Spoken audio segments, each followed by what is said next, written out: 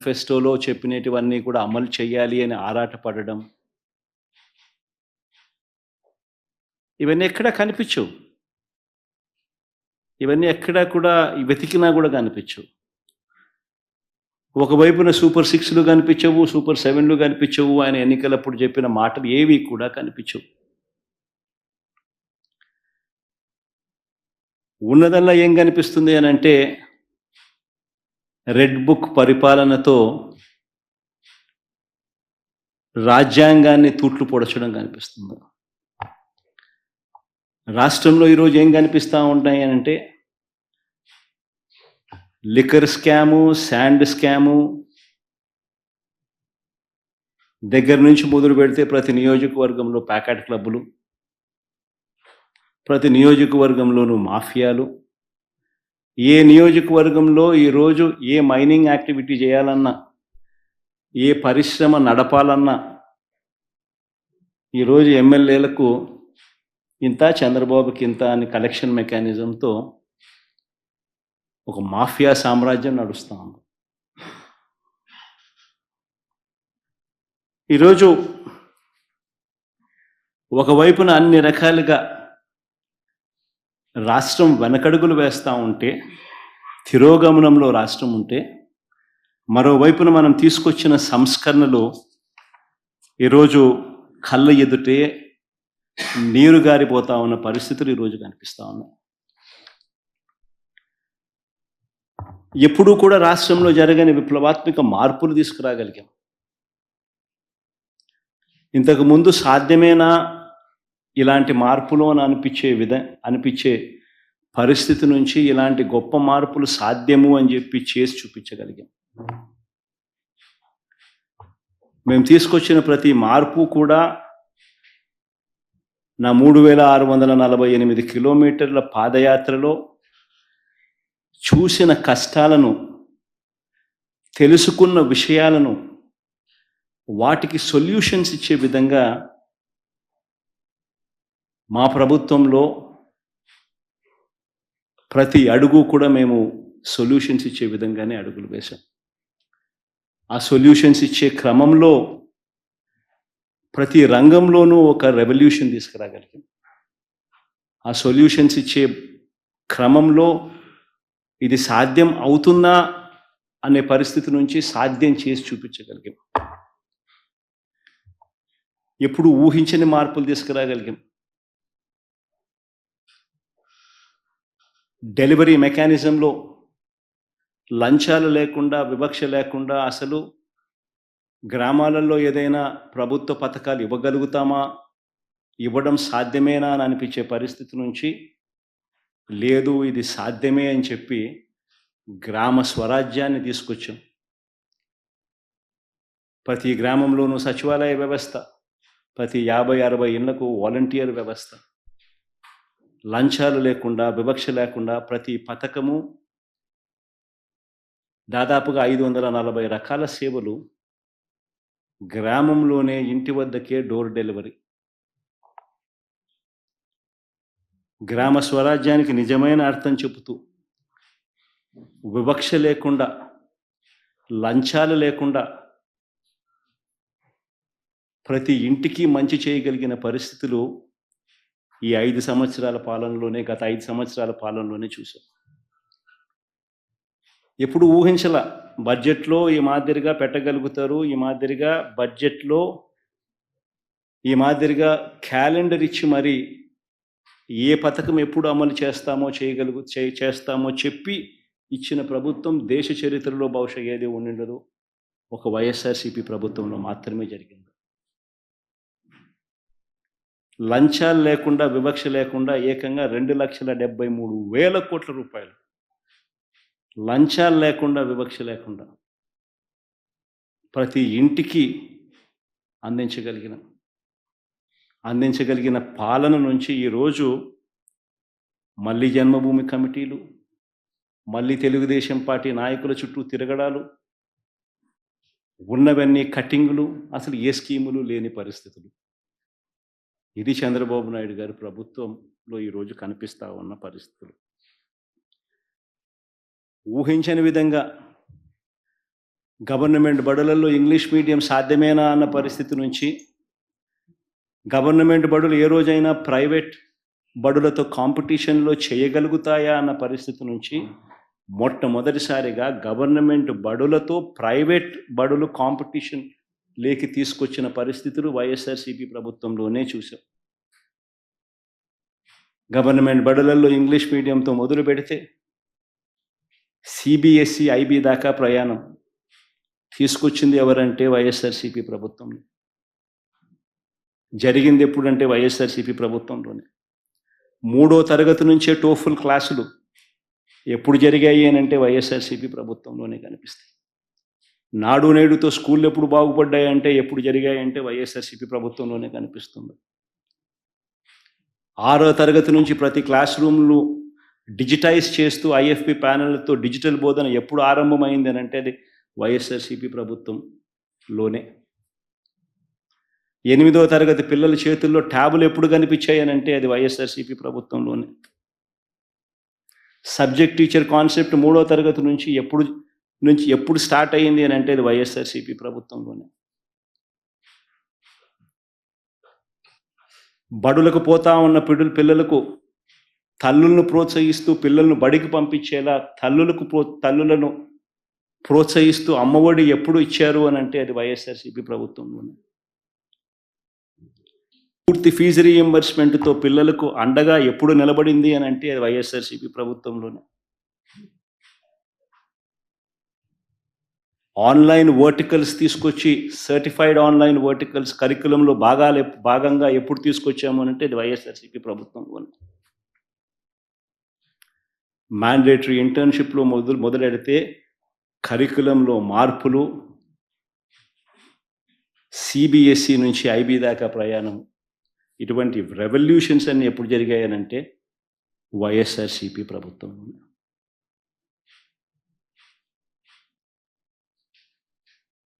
వైద్య రంగంలో తీసుకుంటే గ్రామంలోనే ఫ్యామిలీ డాక్టర్ కాన్సెప్ట్తో ఇంటి వద్దకే వైద్యం అందింది ఎప్పుడు అని అంటే వైఎస్ఆర్సీపీ ప్రభుత్వంలోనే. విలేజ్ క్లినిక్లు గ్రామంలో ఎప్పుడు ఏర్పాటయ్యాయి అని అంటే వైఎస్ఆర్సీపీ ప్రభుత్వమే గుర్తుకొస్తుంది. నాడు నేడుతో పిహెచ్సిలు, సిహెచ్సిలు, డిస్ట్రిక్ట్ హాస్పిటల్, టీచింగ్ హాస్పిటల్ ఎప్పుడు బాగుపడ్డాయి అని అంటే గుర్తుకొచ్చేది వైఎస్ఆర్సీపీ. 0 వేకెన్సీ పాలసీస్ తీసుకొచ్చి 52,000 పోస్టులు కేవలం వైద్య రంగంలోనే రిక్రూట్మెంట్ చేసి స్పెషలిస్ట్ డాక్టర్లు లేని కొరత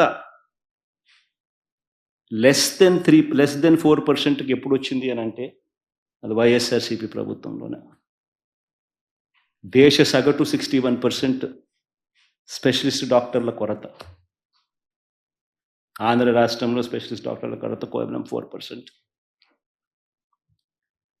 ఆరోగ్యశ్రీ సేవలు 1000 నుంచి 3,300కు ప్రొసీజర్లకు పెంచి 25 లక్షల దాకా పేదవాడికి ఉచితంగా వైద్యం ఎప్పుడు అందుబాటులోకి వచ్చిందంటే అది వైఎస్ఆర్సీపీ ప్రభుత్వంలో. ఆరోగ్య ఆసరా ఎప్పుడు వచ్చిందంటే అది వైఎస్ఆర్సీపీ ప్రభుత్వంలో. 17 కొత్త మెడికల్ కాలేజీలు రాష్ట్రంలో సాధ్యమేనా? ప్రతి పార్లమెంటు నియోజకవర్గంలోనూ ఒక మెడికల్ కాలేజ్ తీసుకొని రావడం, టెరిషరీ కేర్ను అవైలబుల్గా తీసుకొని వచ్చే కార్యక్రమం జరగగలుగుతుందా అని అంటే సాధ్యం చేసి చూపించింది కూడా వైఎస్ఆర్సీపీ ప్రభుత్వం.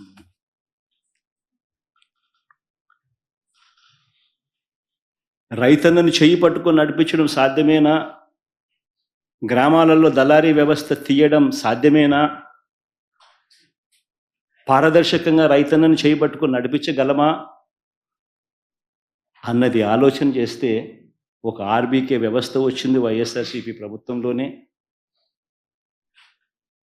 ఈ క్రాప్ వచ్చింది వైఎస్ఆర్సీపీ ప్రభుత్వంలోనే. ఈ క్రాప్ ద్వారా పారదర్శకంగా ఉచిత పంటల బీమా తీసుకొచ్చింది వైఎస్ఆర్సీపీ ప్రభుత్వంలోనే.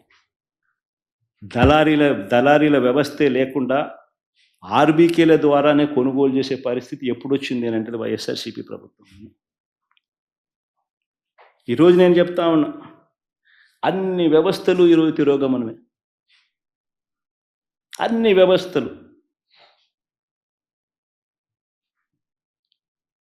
ఈరోజు రైతన్నలు ఈరోజు ధాన్యం కొనుగోలు కార్యక్రమం ప్రతి రైతు కూడా 1720 రూపాయలు బస్తా అయితే ఎంఎస్పి ప్రకారం రావాల్సిన రేట్ అయితే 3 నుంచి 400 రూపాయలు తక్కువ రేటుకు ఈరోజు రైతు అమ్ముకోవాల్సిన పరిస్థితి.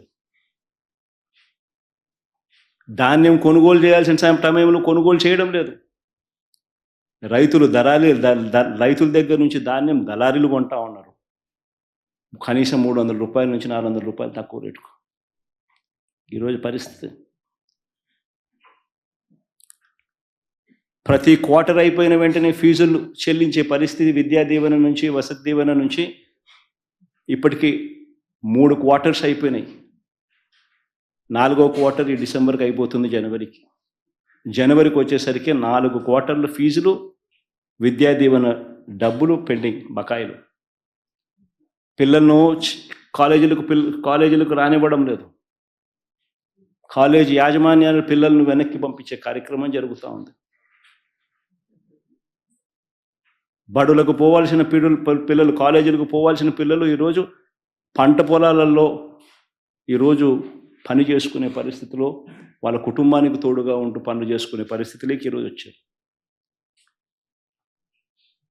2800 కోట్ల రూపాయలు విద్యా దీవెన బకాయిలు, ఫీజు రీయింబర్స్మెంట్ బకాయిలు, 1100 కోట్ల రూపాయలు వసతి దీవెన బకాయిలు, ఆరోగ్యశ్రీ బిల్సు నెట్వర్క్ హాస్పిటల్స్కి ఇవ్వాల్సింది మార్చి నుంచి పెండింగ్. 2200 కోట్ల రూపాయలు దాటాయి బకాయిలు. ఆరోగ్య ఆసరా ఊసే లేదు. 104, 108 పడకేసింది. ప్రతి వ్యవస్థ ఈరోజు వాలంటీర్లను మోసం చేసి ఎన్నికలప్పుడు 10,000 ఇస్తామని చెప్పి రకరకాలుగా మభ్యపెట్టి వచ్చిన వెంటనే ఫస్ట్ ఉద్యోగాలు పోయినట్టు ఎవరి అంటే వాలంటీర్లే. గ్రామ సచివాలయం పరిస్థితి ఎలా ఉందో ఎవరికి తెలియని పరిస్థితి. అగమ్యగోచరంగా ఉంది వాళ్ళ పరిస్థితులు.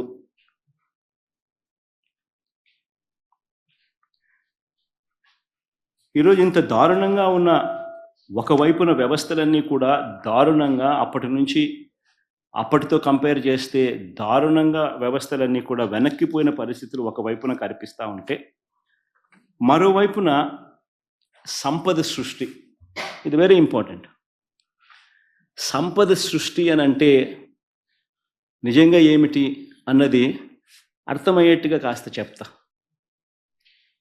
రాష్ట్రానికి ఉన్న ఆదాయాలను ఇంకా అదనపు ఆదాయం రాష్ట్రానికి వచ్చే విధంగా ప్రభుత్వం ఏదైనా కార్యక్రమాలు చేయగలిగితే దానిని సంపద సృష్టి అని అంటారు.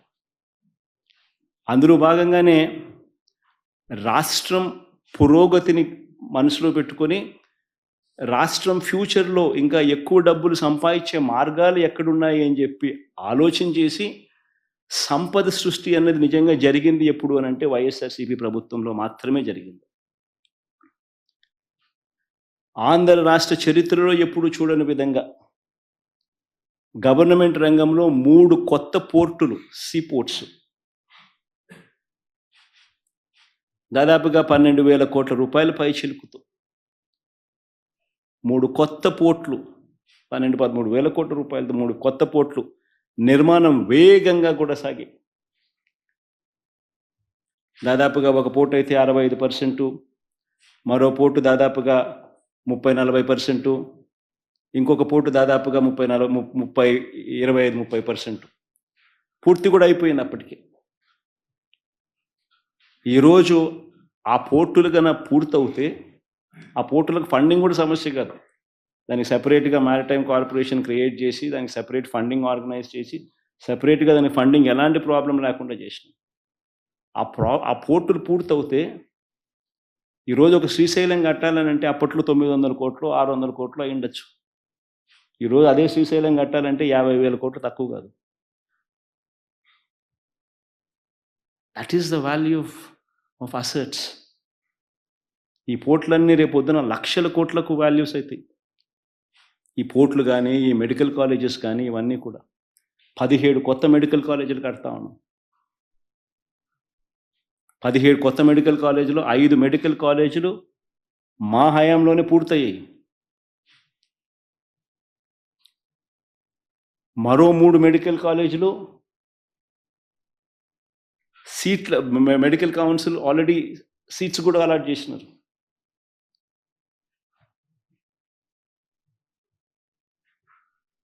ఇలాంటి ప్రాజెక్టులు పూర్తవుతే దానిని సంపద సృష్టి అని అంటారు. ఇవి అందుబాటులోకి వస్తే రాష్ట్రానికి అదనపు ఆదాయాలు వస్తాయి. ఒక సీపోర్ట్ వస్తే ఆ సీపోర్ట్ చుట్టుపక్కల ప్రాంతాలన్నీ కూడా అభివృద్ధి చెందితే దానివల్ల జిఎస్డిపి పెరుగుతుంది, ఉద్యోగాలు వస్తాయి, పెరుగుదల కనిపిస్తుంది. మెడికల్ కాలేజీలు వస్తే ఖర్చులు తగ్గుతాయి, టెరిషరీ కేర్ అవైలబుల్గా ఉంటుంది.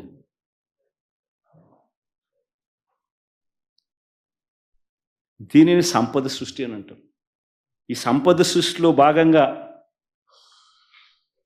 మరో విప్లవాత్మక అడుగులు పడ్డాయి. అదేమిటో తెలుసా? ఆ రోజుల్లో నిజంగా మనం అంతా కూడా చూస్తూ ఉన్న పరిస్థితులు. అతిపెద్ద సమస్య దాదాపుగా రైతన్నలకు 18 లక్షల పంప్ సెట్ కనెక్షన్స్ ఉన్నాయి. దీనికి 2004 నుంచి ఉచిత కరెంటు ఇచ్చే కార్యక్రమానికి శ్రీకారం జరిగింది. ఒక్క ఉచిత కరెంటు రైతన్నలకు ఇచ్చే కార్యక్రమంలోనే భాగంగానే దాదాపుగా రాష్ట్ర ప్రభుత్వం దాదాపుగా 9,000 కోట్ల పైచిలకు ఖర్చు పెడుతుంది.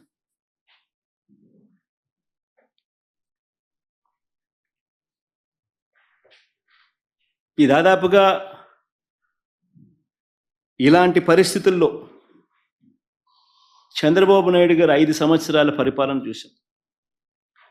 నిజంగా చంద్రబాబు నాయుడు గారి పరిపాలనలో 5 సంవత్సరాలలో ఏ స్థాయికి తీసుకొని పోయాడు అని అంటే ఈ డిస్కాముల పరిస్థితి నిజంగా రైతన్నలకు ఉచిత కరెంట్ అన్నది ఒక డ్రీమ్. రైతులకు నిజంగానే పెట్టుబడి అన్నది రైతన్నకు తగ్గించగలిగితే రైతన్న ఆదాయాలు పెరుగుతాయి. అందులో ఉచిత కరెంట్ అన్నది it plays a very important role. దాదాపుగా ప్రతి రైతుకు దాదాపుగా సంవత్సరానికి 40-45 వేల రూపాయలు రైతన్నలకు ఉచిత కరెంట్ రూపేణా చేతిలో పెడతాం పెట్టుబడి సహాయంగా. అలాంటి గొప్ప స్కీము, మంచి స్కీము కూడా చంద్రబాబు నాయుడు గారి పాలనకు వచ్చేసరికి డిస్కాములు ఏ స్థాయిలోకి వెళ్ళిపోవడం మొదలుపెట్టాయి అని అంటే ఇలాంటి పథకాలన్నీ కూడా చేయగలుగుతామా అన్న పరిస్థితిలోకి వెళ్ళిపోతా ఉన్నాయి. డిస్కాముల పరిస్థితి చూస్తే చంద్రబాబు నాయుడు గారు రాకమునుపు 29,000 కోట్ల రూపాయలు అప్పులు బకాయిలు ఉంటే చంద్రబాబు నాయుడు గారు దిగిపోయే నాటికి ఏకంగా 86,000 కోట్ల రూపాయలకు ఎగబాకాయి. డిస్కాములకు సంబంధించిన అప్పులు, డిస్కాములకు సంబంధించిన బకాయిలు దాదాపుగా 23.88% కంపౌండెడ్ యాన్యువల్ గ్రోత్ రేట్తో చంద్రబాబు నాయుడు గారి హయాంలో డిస్కాముల పరిస్థితి దయనీయమైన స్థాయిలోకి పోతా ఉంది.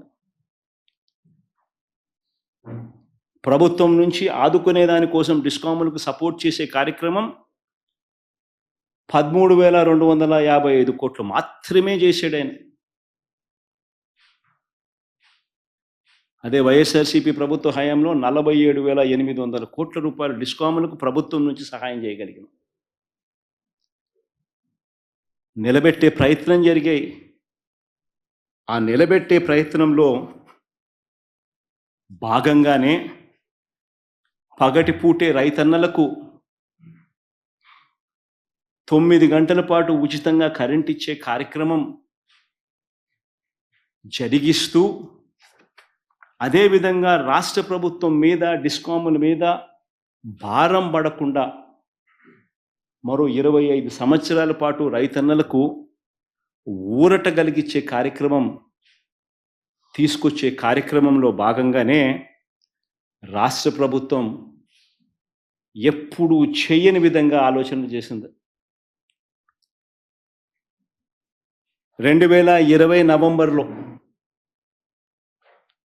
6,400 మెగావాట్లకు సంబంధించి టెండర్లు AP green energy corporation limited ఆధ్వర్యంలో సోలార్ పార్కులు పెట్టాలి ఆంధ్ర రాష్ట్రంలో అని చెప్పి సంకల్పించి టెండర్లు పిలిచాం. ఆ టెండర్లలో ₹2.49 నుంచి ₹2.58 చొప్పున సప్లై చేయడానికి ఎన్టీపీసీ ఇలాంటి పెద్ద పెద్ద సంస్థలన్నీ కూడా టెండర్లలో పార్టిసిపేట్ చేసి దాదాపుగా 24 బిడ్లు దాఖలయ్యాయి. అయితే అన్ఫార్చునేట్గా మనం ఈ ప్రాజెక్టులు స్టార్ట్ చేయాలి అని అంటే మనకు చంద్రబాబు నాయుడు అనే చంద్రగ్రహణం కూడా మనకు ఉంది కాబట్టి రకరకాల పద్ధతుల్లో కోట్లల్లో ఈ ప్రక్రియ అంతా కూడా ఆపేసే కార్యక్రమం జరిగింది. ఆగిపోయిన పరిస్థితులు కనిపించాయి కోట్ల ద్వారా.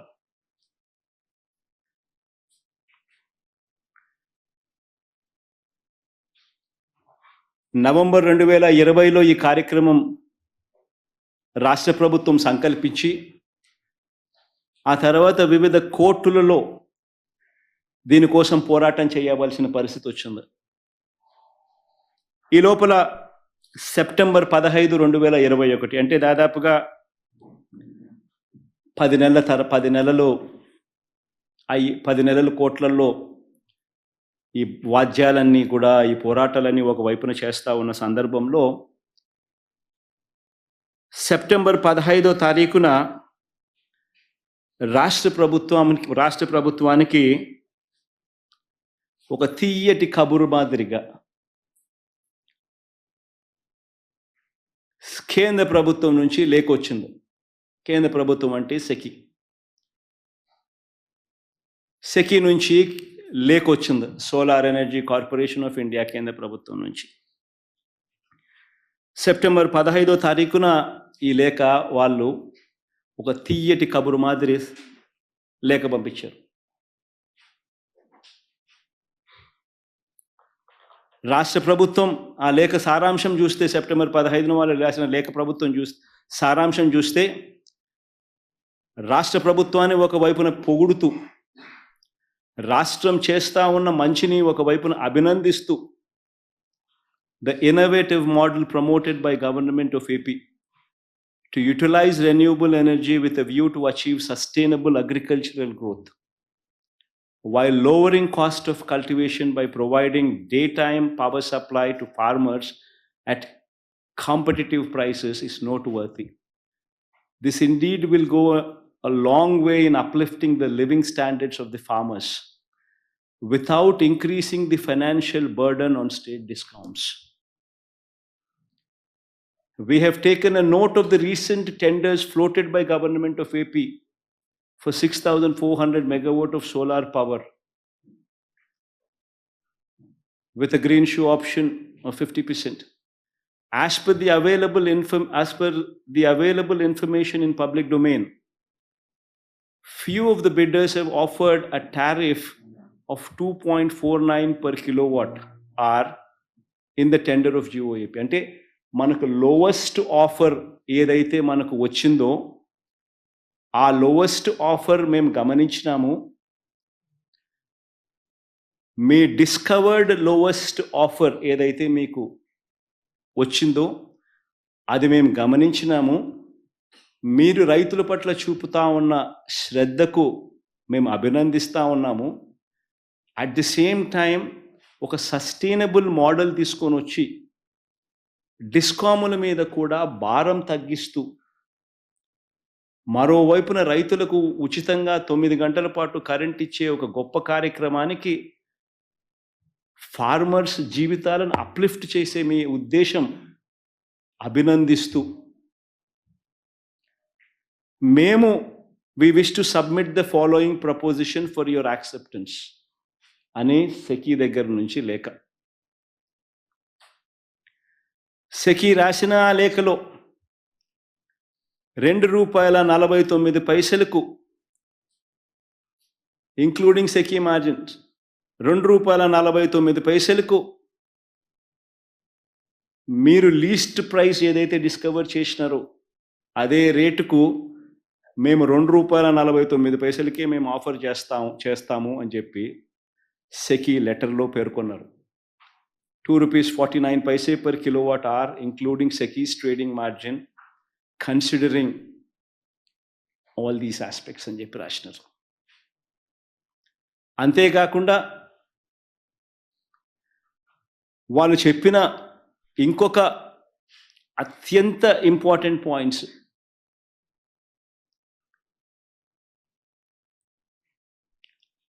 అత్యంత ఇంపార్టెంట్ పాయింట్ ఏమిటి అని అంటే, as a special incentive, Government of India has granted ISTS charges, అంటే interstate transmission system charges, waiver to solar projects set up under solar manufacturing tender for the entire 25 years of PPA life, irrespective of their commissioning date. Thus, no such charges would be applicable on Government of Andhra Pradesh.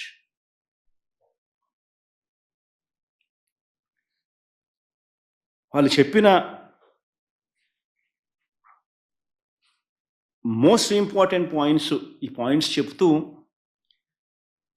దీంట్లో 2024 సెప్టెంబర్లో 3000 మెగావాట్లు మీకు అందుబాటులోకి వస్తాయి.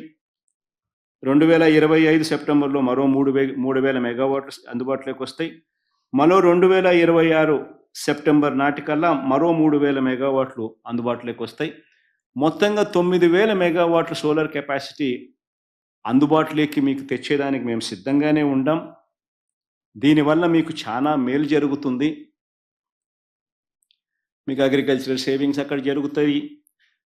మీ భూములకు సంబంధించి పైన మీ park infrastructure ఏదైతే మీరు ప్రస్తుతం టెండర్ల ద్వారా మీరు ఏదైతే ఇక్కడ ఆంధ్ర రాష్ట్రంలో కట్టాలనుకుంటున్నారో ఆ ల్యాండ్ మీకే అవైలబుల్గా ఉంటుంది. ఆ ల్యాండ్తో ఫ్రీ అయిపోతుంది. కాబట్టి ఆ ల్యాండ్లో మీరు ఏమైనా తర్వాత అయినా చేసుకోవచ్చు. ప్లస్ ఈ ఇన్ఫ్రాస్ట్రక్చర్ కాస్ట్ మీరు ఏదైతే సోలార్ పార్కుల మీద మీరు పెట్టాల్సి ఉంటుందో ఆ ఇన్ఫ్రాస్ట్రక్చర్ కాస్ట్ కూడా మీరు పెట్టాల్సిన అవసరం కూడా ఉండదు. ఎందుకనంటే ₹2.49కు మేమే ఇంటర్స్టేట్ ట్రాన్స్మిషన్ ఛార్జెస్ వేవర్ ఇస్తూ మీ ఆంధ్ర రాష్ట్రానికి ₹2.49కే మేమే సప్లై చేస్తాము.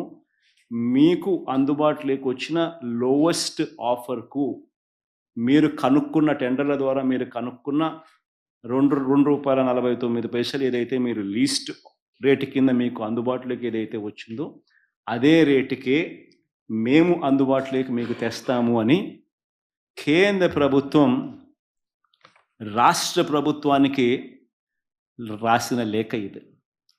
ఇందులో లాస్ట్ లైన్ కూడా చూడండి. We look forward to your favorable consideration and an early confirmation of the above offer. నేను ఇక్కడే ఒకటి అడుగుతా ఉన్నా.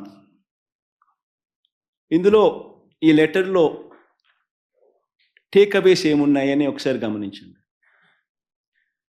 ఒకటి, ఈ లెటర్లో టేక్ అవే ఏమిటి అని అంటే కేంద్ర ప్రభుత్వం సెంట్రల్ గవర్నమెంట్కు మధ్య జరుగుతూ ఉన్న అవగాహన ఇది. మూడో పార్టీ ఎక్కడ ఎవడూ లేడు. కేంద్ర ప్రభుత్వం అవుట్ ఆఫ్ ది బ్లూ ఈ మాదిరిగా ఆంధ్ర రాష్ట్రానికి మంచి చేస్తూ ఆంధ్రప్రదేశ్ రాష్ట్రం చేస్తూ ఉన్న మంచిని ప్రశంసిస్తూ ఒక విప్లవాత్మక మార్పులు తీసుకొస్తూ రాష్ట్ర ప్రభుత్వం ఏదైతే సంకల్పించిందో ఆ సంకల్పానికి తోడుగా మేము ఉంటాము అని చెప్పి కేంద్ర ప్రభుత్వం రాష్ట్ర ప్రభుత్వానికి లేఖ రాయడం, ఇది ఒక takeaway. This is between central government and state government. రెండో takeaway ₹2.49, ₹2.49 per unit. This is the cheapest power in the history of Andhra Pradesh.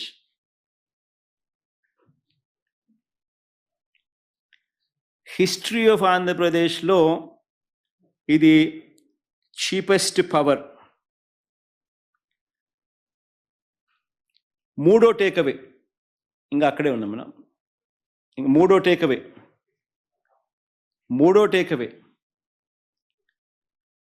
Takeaway ఏమిటంటే ఈ ప్రాజెక్టుకు మాత్రమే inter state transmission charges waiver అంటే ఉండవు అని కేంద్ర ప్రభుత్వం యాజ్ అ స్పెషల్ ఇన్సెంటివ్ కేంద్ర ప్రభుత్వం రాష్ట్ర ప్రభుత్వానికి స్పెషల్ ఇన్సెంటివ్ ఇస్తూ లేఖలో మెన్షన్ చేయడం.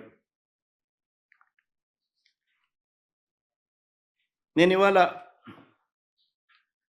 మిమ్మల్ని అందరినీ కూడా అడుగుతా ఉన్నా, సంపద సృష్టి అంటే ఏమిటి అని. ఇంకొక ఎగ్జాంపుల్ కూడా చెప్తాం మీకు సంపద సృష్టి మీద. ఒకసారి గమనిస్తే average cost of procurement in Andhra Pradesh ఎంత అని చెప్పి ఒకసారి చూస్తే ₹5.10. మనకు 17,000 మిలియన్ యూనిట్స్, 17,000 మిలియన్ యూనిట్స్ మనకు ₹2.49 మనకు కేంద్ర ప్రభుత్వం ఇవ్వడానికి ముందుకు వచ్చింది. అంటే ₹5.10 నుంచి ₹2.49 అంటే ₹2.60 పర్ యూనిట్ సేవింగ్. ఉజ్జాయింపుగా చెప్తాను, ₹2.61 కరెక్ట్గా చెప్పాలంటే. ₹2.61 or 60 into 17,000 million units, into 17,000 million units మనకు వాళ్ళు సప్లై చేస్తామన్నది. సంవత్సరానికి ₹4,400 కోట్ల. 25 సంవత్సరాలు సప్లై చేస్తామన్నారు అంటే 1,00,000 కోట్లు, 1,00,000 చిల్లర కోట్లు. సంపద సృష్టి కాదా అని అడుగుతా ఉన్నా. సంపద సృష్టి కాదా అని అడుగుతా ఉన్నా. నేను ఆలోచన చేయమని అడుగుతా ఉన్నా. నేను ఇంకొకటి కూడా చెప్తా ఉన్నా, మిమ్మల్ని అందరినీ కూడా అడుగుతా ఉన్నా. ఇలాంటి లెటర్ కేంద్ర ప్రభుత్వాన్ని నుంచి రాష్ట్ర ప్రభుత్వానికి ఇలాంటి లెటర్ వస్తే, ఇలాంటి ఆఫర్ వస్తే, చీపెస్ట్ రేట్లో నీకు పవర్ ఇస్తా ఉన్నాను, ఆంధ్రప్రదేశ్ చరిత్రలో ఎప్పుడూ చూడని విధంగా ₹2.49 చీపెస్ట్ రేట్లో నీకు పవర్ ఇస్తా ఉన్నాను, ఇంటర్ స్టేట్ ట్రాన్స్మిషన్ ఛార్జెస్ నీకు వేవర్ ఇస్తా ఉన్నాను, 25 ఏళ్లలో నీకు ₹1,00,000 కోట్ల మేరకు నీకు ఆదా అవుతుంది, రైతులకు మంచి చేసే మీ కార్యక్రమంలో మా వంతు కృషిగా, మా వంతు తోడ్పాటు మీకు ఇస్తా ఉన్నామని చెప్పి ఇలాంటి లెటర్ వస్తే, నేను అడుగుతా ఉన్నాను మిమ్మల్ని, ఇలాంటి లెటర్ని ఎవరైనా పక్కన పెడితే, ఇలాంటి లెటర్ మీద యాక్షన్ తీసుకోకపోతే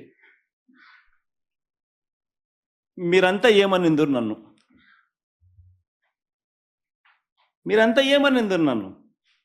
నేను అడుగుతా ఉన్నా. ఇదే ఈనాడు, ఇదే ఆంధ్రజ్యోతి, ఇదే టీవీ ఫైలింగ్ నన్ను ఏ రకంగా దుమ్మెత్తిపోసిందరు? ఆలోచన చేయమని అడుగుతా ఉన్నా. రాష్ట్రానికి మంచి చేస్తూ అడుగులు ముందుకు నేనేస్తే బురద జల్లడం ఏమిటి అని చెప్పి నిజంగా మనమంతా కూడా మనల్ని మనం అడగాలి. ఈనాడు చేస్తూ ఉన్నది, ఆంధ్రజ్యోతి చేస్తూ ఉన్నది, టీవీ ఫైల్ చేస్తూ ఉన్నది, చంద్రబాబు నాయుడు గారు తెలిసి చేస్తూ ఉన్నది ధర్మమేనా అని చెప్పి మనందరం కూడా అడగాలి. ఒక్కసారి గమనిద్దామా, చంద్రబాబు నాయుడు హయాంలో నిజంగా ఇదొక చరిత్రలో నిలిచిపోయే ఘటం. ఇది చరిత్రలో నిలిచిపోయే ఘటం. ఇది హిస్టారికల్ ఈవెంట్. ₹2.49 చీపెస్ట్ రేట్‌కు ఆంధ్ర రాష్ట్రం ఇన్ని గవర్నమెంట్లు చూసాం. ఇంతమంది ముఖ్యమంత్రులను చూసాం. ఇన్ని ప్రభుత్వాలు చూసాం. ఏ ఒక్కరు చేయలేనిది వైఎస్ఆర్‌సీపీ ప్రభుత్వంలో చేయగలిగింది. This is history. This is history which was made. ఒక హిస్టరీ క్రియేట్ చేసాం. ఒక చరిత్రలో నిలిచిపోయే ఒప్పందం ఇది. ఇలాంటి చరిత్రలో నిలిచిపోయే ఒప్పందం. ఇలాంటి ఒప్పందం జరిగితే ₹2.49 మాత్రమే ఈ పవర్ మనకు అందుబాటులోకి వచ్చే పరిస్థితి ఉంటే inter state transmission charges waiver చేస్తూ ఏకంగా రాతపూర్వకంగా రాస్తే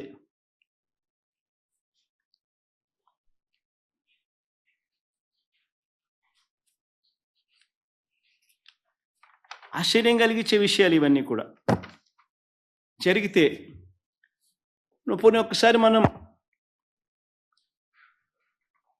చంద్రబాబు నాయుడు గారి హయాంలో ఒకసారి గమనిద్దామా? ఇది ఎందుకు చెప్తున్నానంటే ఇక్కడి నుంచి మనం ₹2.49 చేస్తే చంద్రబాబు నాయుడు గారి హయాంలో రేట్లు ఎంత అని ఒకసారి గమనించండి. చంద్రబాబు నాయుడు గారి హయాంలో ఇది విండ్ పీపీఎస్కి సంబంధించి నేను రెండూ చెప్తాను. విండో చెప్తా, సోలార్ చెప్తా, రెండూ చెప్తా. సోలార్ అయితే ఇంకా కళ్ళు తిరుగుతాయి అనుకో. చంద్రబాబు నాయుడు గారు చేసుకున్న పీపీఎలకు సంబంధించి చూస్తే, విండ్కి సంబంధించి ఒకసారి చూస్తే 2014 నుంచి 2019 చంద్రబాబు నాయుడు గారి హయాంలో ఆయన 3,500 మెగావాట్లకు ఆయన పీపీఎల్ చేసుకున్నాడు. 133 పీపీఎల్ చేశాడు 3,494 మెగావాట్లకు. ఆయన చేసిన ఈ పీపీఎల్ గమనిస్తే విండ్కి సంబంధించి ₹4.84 నుంచి ₹4.83 కూడా వచ్చింది. 2014లో మాత్రం ₹4.70. విండ్కి సంబంధించి పీపీఏ. పోనీ సోలార్కి సంబంధించి ఒకసారి చూద్దాం. సోలార్కి సంబంధించి 2,500 మెగావాట్లు ఆయన హయాంలో 2014 నుంచి 19 మధ్యలో ఆయన చేసుకున్న పీపీఎల్. 2014లో 30 పీపీఎల్ చేశాడు 650 మెగావాట్లకు ₹6.49 యావరేజ్. ₹5.25 నుంచి ₹6.99 మధ్యలో చేసినాడు. 2015లో ₹5.96 చేసినాడు, మరో 250 మెగావాట్లు. మళ్ళీ ఆ తర్వాత 2016లో ₹6.80, ₹5.99, ₹4.61, ₹4.50. ఆయన సోలార్ యావరేజ్ ఎంత అని చెప్పి చూస్తే ₹5.90. ఇది ఏపీఆర్సీ ఇచ్చిన 2019లో ఏపీఆర్సీ ఇచ్చిన టారిఫ్ ఆర్డర్ చూస్తే 2019 నుంచి 2019-20 2019-20 టారిఫ్ ఆర్డర్ చూస్తే Andhra Pradesh APERC electricity regulatory authority విడుదల చేసిన టారిఫ్ ఆర్డర్ చూస్తే wind power average Chandrababu Naidu గారి హయాంలో ₹4.63 అయితే solar project average ₹5.90 per unit. మరి ₹5.90, ₹4.63 కనిపిస్తూ ఉంటే నేను ₹2.49కు సగం రేటుకు చీపెస్ట్ రేట్ ఆఫ్ పవర్ అవైలబుల్గా ఉందని కేంద్ర ప్రభుత్వం నాకు లేఖ రాస్తే, నేను ఇస్తానని చెప్తే, ఇంటర్ స్టేట్ ట్రాన్స్మిషన్ ఛార్జెస్ కూడా వేవర్ చేస్తున్నాను అని చెప్పి కేంద్ర ప్రభుత్వం నాకు చెప్తే, నేను స్పందించకపోయిందంటే మీరంతా నన్ను ఏమనేవాళ్ళు? స్పందించిన నేను మంచోన్నా? అంత దిక్కుమాలిన రేట్లకు పీపీఏలు చేసుకున్న చంద్రబాబు నాయుడు మంచోడా?